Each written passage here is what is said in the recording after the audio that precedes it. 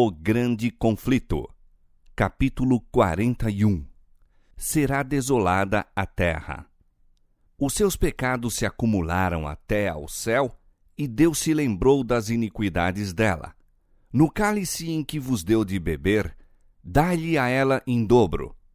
Quanto ela se glorificou e em delícias esteve, dai-lhe outro tanto em tormento e pranto, porque diz em seu coração: Eu estou assentada como rainha, e não sou viúva, e não verei o pranto.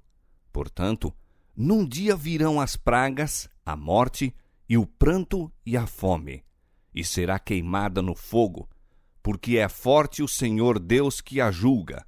E os reis da terra que se prostituíram com ela e viveram em delícias, a chorarão e sobre ela prantearão, dizendo: Ai, ai daquela grande Babilônia, aquela forte cidade, pois numa hora veio o seu juízo. Apocalipse 18, versos 5 a 10. Os mercadores da terra, que se enriqueceram com a abundância de suas delícias, estarão de longe, pelo temor do seu tormento, chorando e lamentando e dizendo: Ai, ai daquela grande cidade, que estava vestida de linho fino, de púrpura, de escarlata, e adornada com ouro e pedras preciosas e pérolas, porque numa hora foram assoladas tantas riquezas. Apocalipse capítulo 18, versos 3, 15 e 16. Tais são os juízos que caem sobre Babilônia no dia da ira de Deus. Ela encheu a medida de sua iniquidade. Veio o seu tempo. Está madura para a destruição. Quando a voz de Deus põe fim ao cativeiro de seu povo, há um terrível despertar daqueles que tudo perderam no grande conflito da vida. Enquanto perdurou o tempo da graça, estiveram cegos pelos enganos de Satanás e desculpavam sua conduta de pecado. Os ricos se orgulhavam de sua superioridade sobre aqueles que eram menos favorecidos, mas obtiveram suas riquezas violando a lei de Deus. Negligenciaram alimentar o faminto, vestir o nu, tratar com justiça e amar a misericórdia. Procuraram exaltar-se e obter a homenagem de seus semelhantes. Agora estão despojados de tudo que os fazia grandes e se encontram desamparados e indefesos.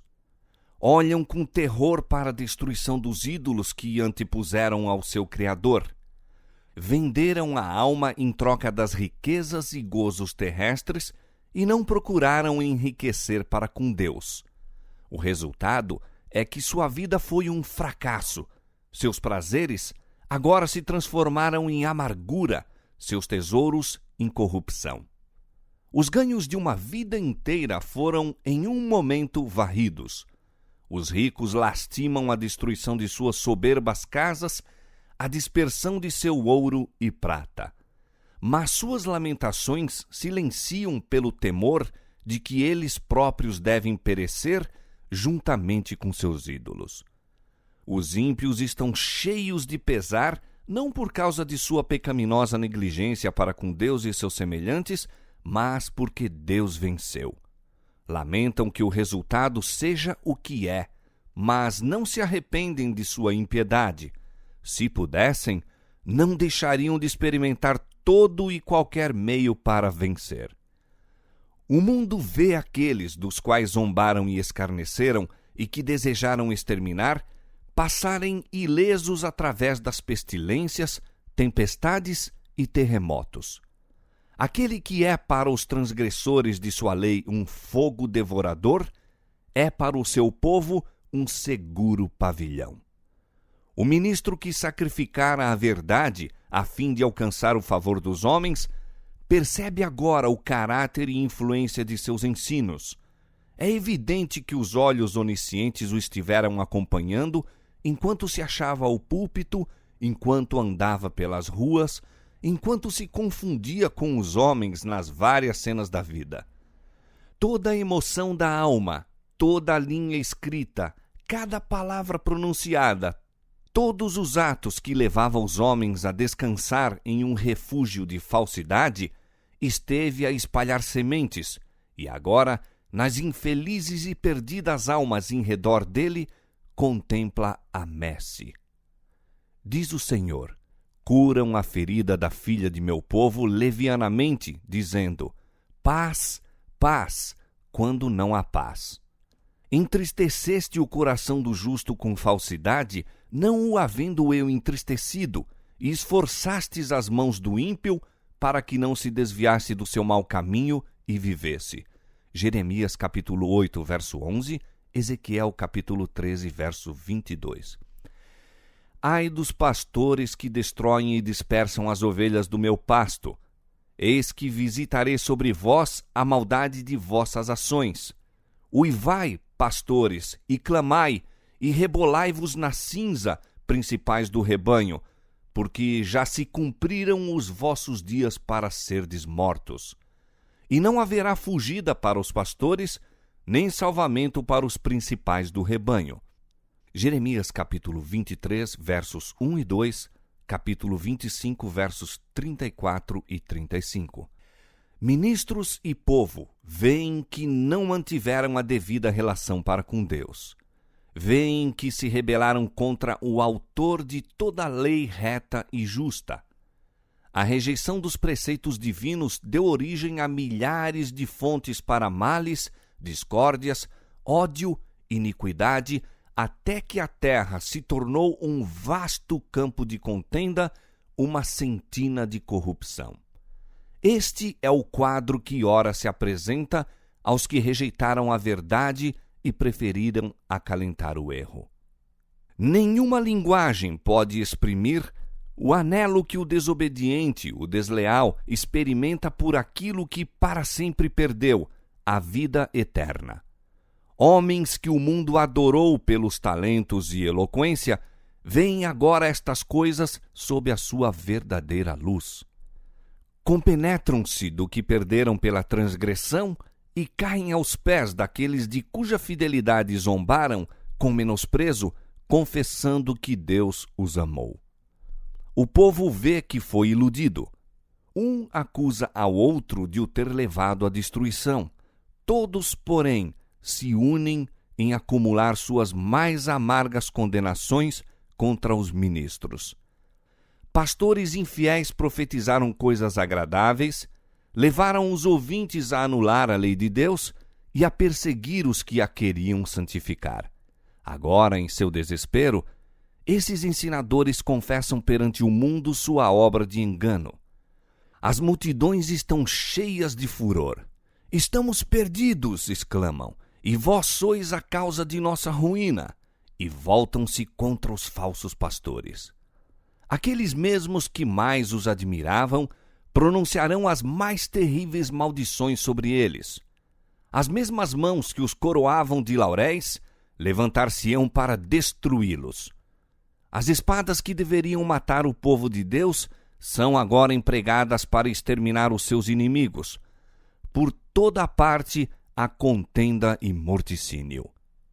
Chegará o estrondo até a extremidade da terra, porque o Senhor tem contenda com as nações, entrará em juízo com toda a carne.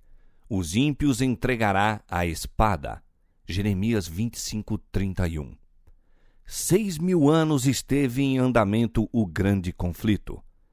O Filho de Deus e seus mensageiros celestiais estavam em conflito com o poder do maligno a fim de advertir, esclarecer e salvar os filhos dos homens. Agora, todos fizeram sua decisão. Os ímpios uniram-se completamente a Satanás em sua luta contra Deus. Chegado é o tempo para Deus reivindicar a autoridade de sua lei que fora conculcada. Agora, a controvérsia não é somente com Satanás, mas também com os homens. O Senhor tem contenda com as nações, os ímpios entregará à espada. O sinal de livramento foi posto sobre aqueles que suspiram e que gemem por causa de todas as abominações que se cometem. Agora sai o anjo da morte, representado na visão de Ezequiel pelos homens com as armas destruidoras, aos quais é dada a ordem: matai velhos, mancebos e virgens, e meninos e mulheres, até exterminá-los. Mas a todo homem que tiver o sinal, não vos chegueis, e começai pelo meu santuário. Diz o profeta: e começaram pelos homens mais velhos que estavam diante da casa. Ezequiel capítulo 9, versos 1 a 6. A obra de destruição se inicia entre os que professaram ser os guardas espirituais do povo. Os falsos atalaias são os primeiros a cair. Ninguém há de quem se compadecer ou a quem poupar. Homens, mulheres, donzelas e criancinhas perecem juntamente. O Senhor sairá do seu lugar para castigar os moradores da terra por causa da sua iniquidade, e a terra descobrirá o seu sangue e não encobrirá mais aqueles que foram mortos. Isaías capítulo 26, verso 21. E esta será a praga com que o Senhor ferirá a todos os povos que guerrearem contra Jerusalém. A sua carne será consumida, estando eles de pé, e lhes apodrecerão os olhos nas suas órbitas, e lhes apodrecerá a língua na sua boca. Naquele dia, também acontecerá que haverá uma grande perturbação do Senhor entre eles, porque pegará cada um na mão do seu companheiro, e alçar-se-á a mão de cada um contra a mão de seu companheiro. Zacarias 14, versos 12 e 13.